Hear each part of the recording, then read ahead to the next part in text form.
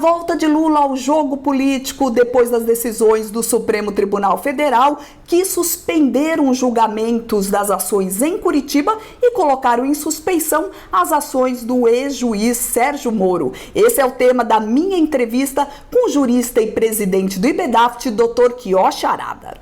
Olá, Dr. Kiyoshi, tudo bem? Tudo ótimo. Doutora Arada, a decisão aí do ministro Fachin, deu o que falar, depois de rejeitar por 10 vezes retirar os processos da Lava Jato de Curitiba. Desta vez, o magistrado decidiu que a 13ª Vara Federal não tinha competência para analisar os crimes que não estavam relacionados à Petrobras. Fachin justificou que o entendimento foi desenvolvido aí ao longo dos anos pelo Supremo e que nunca antes na história desse país ele tinha recebido da defesa do petista um habeas corpus relacionado diretamente ao tema. Doutora Arada, a minha pergunta é, quando os ministros mudam de opinião, a Suprema Corte fomenta aí a insegurança jurídica? E primeiro eu queria que o senhor explicasse para o nosso telespectador como funciona a decisão do ministro Fachin, que na verdade aí não inocenta o ex-presidente Lula, Anula os julgamentos do triplex do Guarujá, do sítio de Atibaia e do Instituto Lula. Esse assunto foi comentado pela mídia ad nauseam.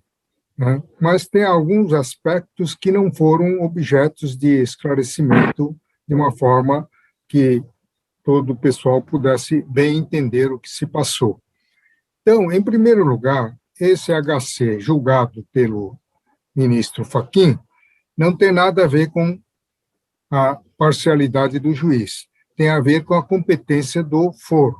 Então, fixou-se pela jurisprudência, que crimes cometidos em detrimento dos bens da Petrobras seria de competência da 13ª Vara de Curitiba, o que, no mínimo, é estranho, principalmente por não se tratar de competência ratione matéria, quando há já decisões condenatórias, primeiro, segundo, terceiro grau, o foro, competente ou não, tem que se entender como prorrogado. Esse é o primeiro ponto.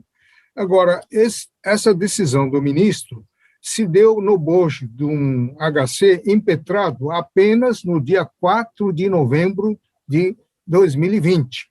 Ele havia remetido esse processo para o plenário, só que o presidente determinou a abertura de vista para o Ministério Público Federal no dia 5 de novembro.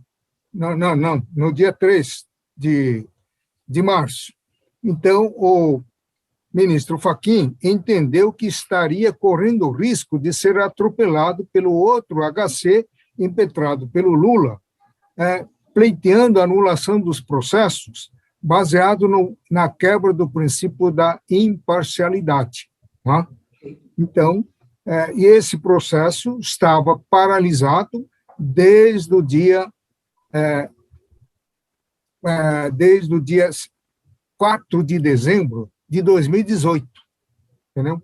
Mas o ministro Fachin, pressentindo essa possibilidade de julgamento, então ele resolveu antecipar, retirou do plenário e proferiu uma decisão monocrática, com base no regimento do Supremo Tribunal Federal, extinguindo ou anulando as decisões com base na incompetência do juízo da 13ª Vara de Curitiba.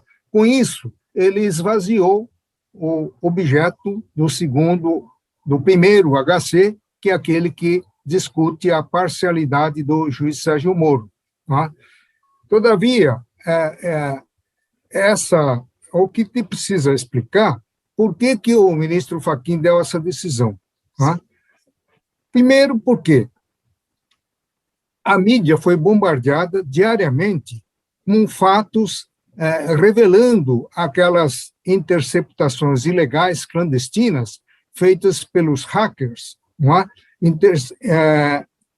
divulgando trecho de conversas feitas entre os procuradores e entre eles em conexão com o juiz Sérgio Moro, de forma a ir quebrando a credibilidade da atuação do Ministério Público a cada dia que passa. Agora, o estranho que ninguém explicou como e por que aqueles fatos ilícitos colhidos de uma forma clandestina foram parar no Supremo Tribunal Federal. Ao que eu saiba, deve ir para o Supremo Tribunal Federal a delação premiada, o acordo de leniência para serem homologados. Mas não há que se cogitar de homologação de prova ilegal, prova ilícita. Então, isso daí ninguém explicou, por que foi parar lá. Agora, a grande verdade é que o ministro do Supremo, o ministro Lewandowski, quebrou o sigilo e disponibilizou aquelas gravações para a defesa de Lula, porque o Supremo já tem um entendimento formado no sentido de que prova ilegal não se presta à condenação, mas pode servir como defesa do acusado. Então, nessa linha, a defesa do Lula calculou, assim, cronometradamente, o tempo de divulgação desses fatos escabrosos. Ele não divulgou tudo de uma vez, porque aí iria dar um impacto, 2, 3 dias, depois ia morrer. Ele foi divulgando aos poucos, a conta gota, entendeu? E que nem a fritada do Pazuello, entendeu? Aos poucos.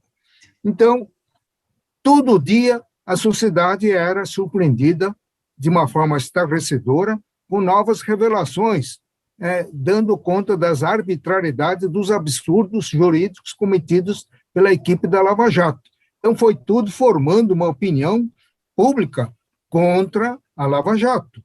Então, neste momento, o Fachin entendeu que o processo já estava maduro, entendeu? O mamão estava maduro, então ele deu uma chacoalhada no tronco e a mamão caiu, entendeu? E aí ele decretou a nulidade desses processos, porque ele pressentiu que era irreversível aqueles primeiro HC, se for levado a julgamento, anular por quebra do princípio da imparcialidade. Então, para evitar esse mal maior, que acabaria de vez por todas com Lava Jato, ele procurou esvaziar o conteúdo daquele HC. Mas não deu certo, porque no dia seguinte, ao da decisão do Fachin, o ministro relator, que é o Gilmar Mendes, que é o presidente da segunda turma, ele levou ao julgamento. Quer dizer, estava parado desde novembro de 2018, de uma hora para outra, entrou na pauta de julgamento. É muito sintomático isso. Doutor Arada, só complementando, então, o que o senhor diz, né? O Fachin, o ministro Fachin, tentou aí salvar a Operação Lava Jato, mas o ministro Gilmar Mendes, insistiu aí na suspeição do juiz Sérgio Moro. E, na sua opinião, o senhor acha mesmo, como disse o ministro Gilmar Mendes, que ninguém é dono aí do ó do Borogodó? Bom, o ministro Fachin realmente procurou salvar o que restou da imagem do Lava Jato. Agora, o ministro Gilmar Mendes, ele conseguiu, por 4-1, fazer o julgamento, derrubando a questão de ordem feita pelo ministro Fachin, que era para levar para o plenário. Não. Então, por 4-1, foi vencido e seguiram-se as votações. Deu 2 votos pelo prosseguimento e 2 votos pelo não julgamento. Aí o ministro Nunes pediu vista dos autos para proferir o voto de desempate. Agora, especula-se na mídia que a ministra Carmen Lúcia poderia reformular seu voto, entendeu? Sendo, portanto, favorável ao julgamento.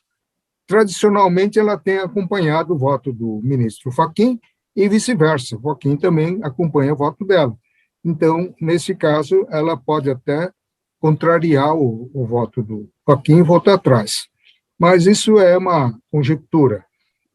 A grande verdade é que, apesar de o ministro Gilmar Mendes dizer que assunto se encerra no âmbito do processo do Lula, que não tem nada a ver com outros processos, depois de todo esse estrago, Viviane, feito na mídia, desmascarando os membros atuantes da Lava Jato, do Ministério Público, e suspeição do juiz, você acha que isso não vai ter reflexo em outros processos em que o juiz Moro atuou para condenar? Me parece que sim. Não é? Esse era o receio do Fachin.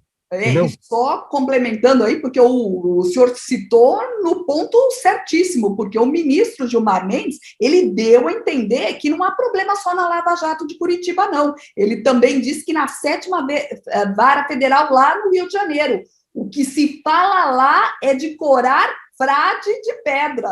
E os advogados de defesa aí do ex-governador Sérgio Cabral, da ex-primeira-dama Adriana Selma, já deram a entender que vão aproveitar para questionar as decisões da Lava Jato do Rio de Janeiro. Então, a gente vai ver aí um grande efeito cascata. Em Curitiba, foram mais de 170 condenados em 7 anos de operação. Todo mundo tem direito a recorrer, doutora Arada? Acho que sim, porque como eu disse antes, na entrevista feita para outro profissional, quando se perdeu o objeto HC e o tribunal insiste em continuar julgando, ele não está mais julgando o caso concreto. Ele passou a atuar como tribunal acadêmico para fixar tese em abstrato. Tese em abstrato, não concretamente. Então, essa tese da quebra da imparcialidade, como é uma tese em abstrato, vai ser aplicado de uma forma generalizada para todos os casos em que o juiz Moro atuou lá na 13ª Vara de Curitiba. Esse é o grande perigo. Agora, você falou na Lava Jato do Rio. É um prato feito. Lá, essa operação spoofing trouxe revelações estarrecedoras. A juíza substituta teria sido pressionada para condenar logo Lula. O que ela fez?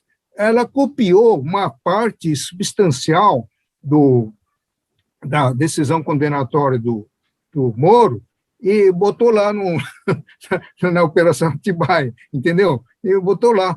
Quer dizer, é o fim da picada, entendeu? E ainda tem revelações de que a juíza teria impedido a ordem de soltura. E há uma acusação de que a ministra Carmen Lúcia também teria contribuído para não cumprimento do mandato de soltura, enquanto o Tribunal Regional Federal do Rio Grande do Sul, 4ª Região, revogasse aquela ordem de soltura. Então, são acusações, embora colhidas de uma forma clandestina e ilegal, são fatos existentes, entendeu? Então, vai anular todas essas condenações lá também da Lava Jato do Rio. Doutora Arada, lembrando como foram, né, essas mensagens aí, como foi que essas mensagens chegou aí ao conhecimento de todo mundo, né? O hacker que levou essas mensagens até os meios de comunicação, até o Intercept, que publicou, o Sérgio Moro, ainda ministro, né, da Justiça, conseguiu fazer aí com que o hacker fosse preso e todo aquele material colhido, que era realmente ilegal, passou aí por perícia de áudio e acabou formando aí a operação spoofing. Na verdade, dizem que o Sérgio Moro deu um grande tiro no pé, porque ele acabou fazendo uma lavagem das provas ilegais. O senhor concorda com isso? Acho que sim. Isso daí houve participação de pessoas experientes para provocar o resultado que deu, entendeu? É um trabalho de profissionais de longa data vinham operando nesse sentido de colher esse resultado que finalmente aconteceu, não é? Então, tem muita gente envolvida nisso daí. Doutora Arada, voltando ao assunto, né, decisão monocrática aí do ministro Edson Fachin, e falando aí, o senhor acredita mesmo que quando os ministros mudam de opinião, fomenta aí a Suprema Corte, acaba fomentando a insegurança jurídica no país, ou é normal realmente, com o passar dos anos, como disse o ministro Fachin, o entendimento da Suprema Corte vai mudando ao longo dos anos? A mudança de jurisprudência da Corte Suprema é a principal fonte de insegurança jurídica, porque a Constituição e as leis não mudam com tanta velocidade como muda o julgamento, né? É o resultado do consequencialismo, né? principalmente na área tributária, quando se trata de um tributo inexpressivo, a declaração de inconstitucionalidade já está decidida antes de começar o julgamento. Quando se trata de um tributo envolvendo quantias grandes, apesar da clara inconstitucionalidade da lei, eles saem pela tangente e diz que faltou isso, faltou aquilo, então a lei é constitucional. Isso aconteceu com ITCMD dos bens situados no exterior, de que faltou lei complementar. Ora, a exigência de lei complementar é uma mera regra constitucional, não é um princípio constitucional como o princípio da discriminação constitucional de renda, como o princípio federativo, entendeu? Então, essa jurisprudência flutuante, movediça, é que traz a incerteza, a insegurança jurídica para toda a sociedade. Desse caso aí que está falando, eventual mudança de voto, enquanto não proclamado o resultado, o ministro pode mudar de voto, né? Mas que é um fator também de insegurança, não resta dúvida. Doutor Arado, um grande exemplo dessa mudança sempre aí da Suprema Corte é o caso aí da prisão em segunda instância, né?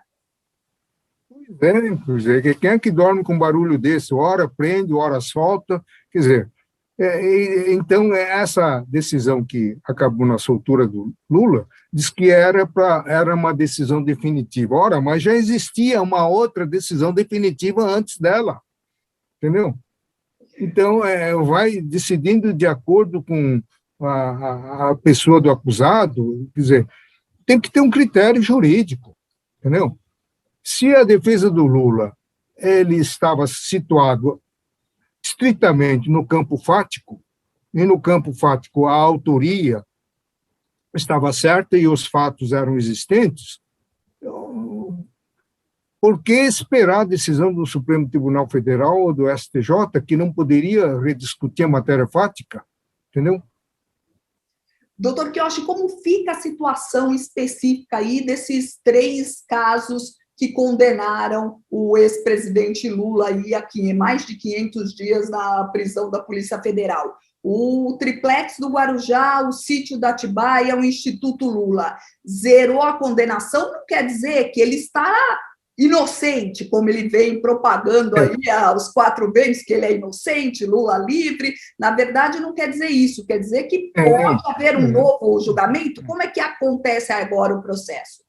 Agora, o Ministério Público, sabendo da irreversibilidade do resultado, ele devia abrir mão de recurso, porque o recurso vai retardar a remessa do processo para o juiz, uma das varas de Brasília, que seria competente para julgar esse caso, e vai acabar acontecendo a prescrição, se ficar demorando, entendeu?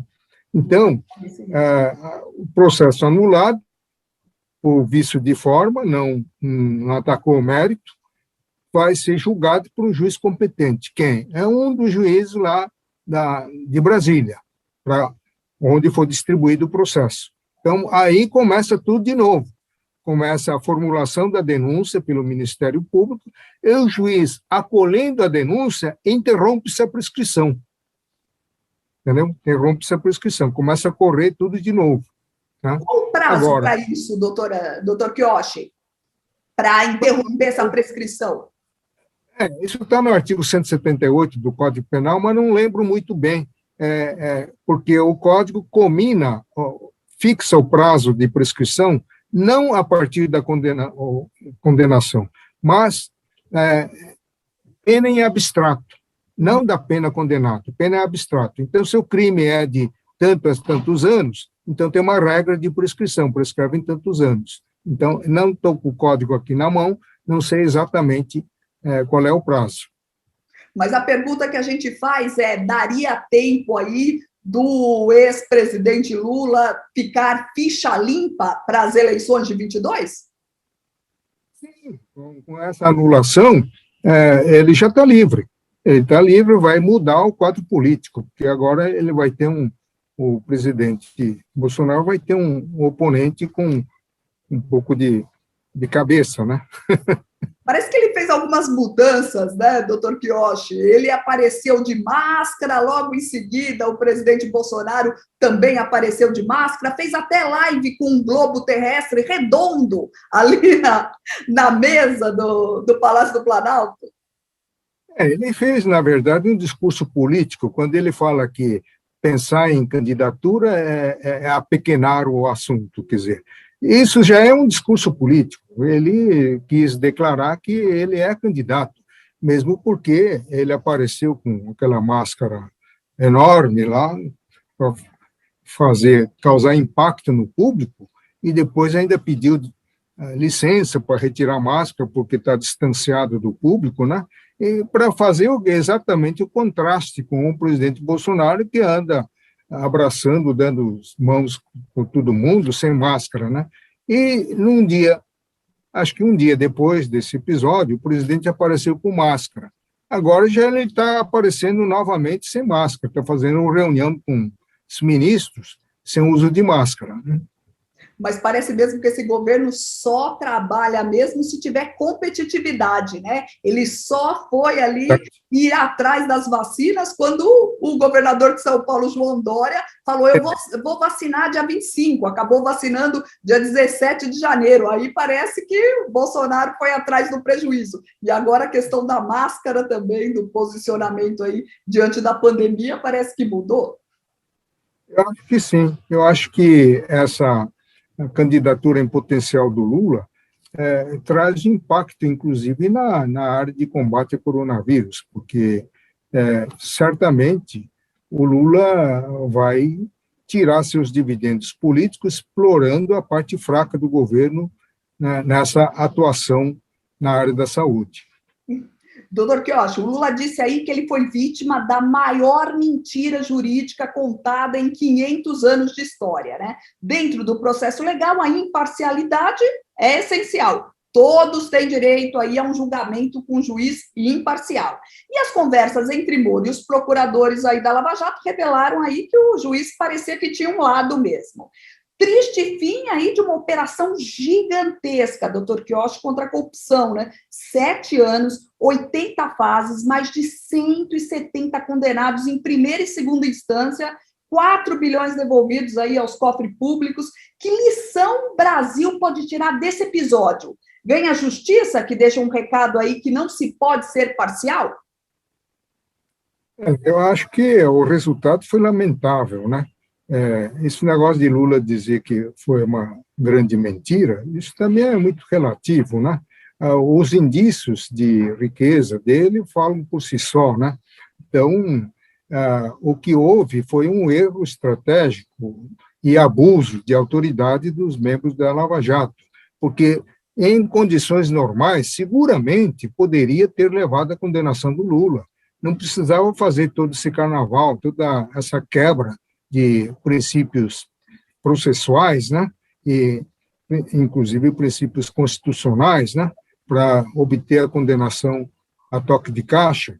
Poderia calmamente, dentro de um processo regular, conduzir a uma condenação segura do presidente Lula diante das provas veementes, né, existentes nos autos, né. Então, essa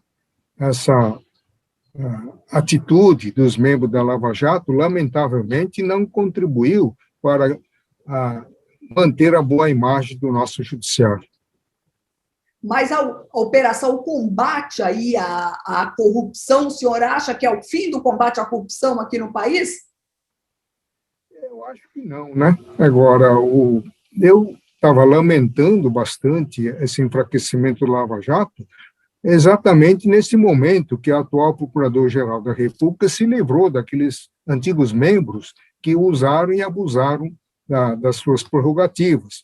E agora a equipe que está operando agora é outra, está dentro dos parâmetros legais, parâmetros constitucionais, não está havendo extravasamento das prerrogativas, está respeitando o direito de todos, entendeu? Então, é uma pena que, indiretamente, essa equipe também seja atingida por essas decisões do Supremo Tribunal Federal. Doutor Quiochi, eu queria voltar a falar da nossa Suprema Corte, que parece aí que realmente a briga entre os ministros todos os ministros estão em pé de guerra. A gente viu aí o ministro Marco Aurélio chamando o Fux de autoritário, chamando o Alexandre de Moraes de xerife. A nossa Suprema Corte, qual é o futuro aí da nossa Suprema Corte? Vão se entender ou vão brigar para o resto da vida? Ultimamente, os ânimos se exaltaram no âmbito do Supremo Tribunal Federal. Mas o que eu tenho visto é que o ministro Marco Aurélio é sempre coerente, ele tem uma linha de conduta, ele não muda de opinião. Não adianta querer dizer que ele é o eterno voto vencido. O eterno voto vencido porque ele é sempre coerente. Cai entre nós, coerente até no erro. Não é? Aliás, a coerência se impõe até mesmo no erro. Se ele deu uma decisão errada, por que dar uma decisão acertada no dia seguinte e voltar a dar uma decisão errada no outro dia? Aí gera insegurança. Se ele errou, que ele continua errando, pelo menos fixa-se uma posição. Não é?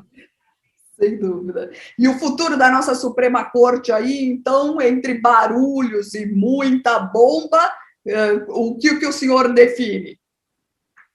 Eu tenho que confiar na Suprema Corte, que, afinal de contas, é o guardião da Constituição. A Suprema Corte tem errado, mas tem agido com muito acerto nessa questão de combate ao coronavírus, tem desempenhado um papel fundamental, fazendo a mediação quando há desentendimento entre as várias esferas políticas, né? E apontando um rumo certo. Aquilo que o presidente falou, que o Supremo Tribunal Federal impediu a União de interferir na campanha de isolamento social, isso não corresponde à verdade. O que o Supremo decidiu é que os estados e municípios também podem definir os parâmetros, elaborar os seus protocolos, né? Isso que foi dito, não foi alijado a União. Doutor Quiochi, para encerrar o nosso programa, eu só queria falar aqui para o telespectador, que eu sei que o senhor aí foi vacinado, já recebeu a primeira dose da vacina. Qual é a esperança? Dá um sentimento de esperança em meio a tanta desgraça em todas as famílias? Dá um sentimento de esperança ser vacinado? Sem dúvida alguma. Quer dizer, a primeira dose já elimina aí 50% de possibilidade de contágio, né?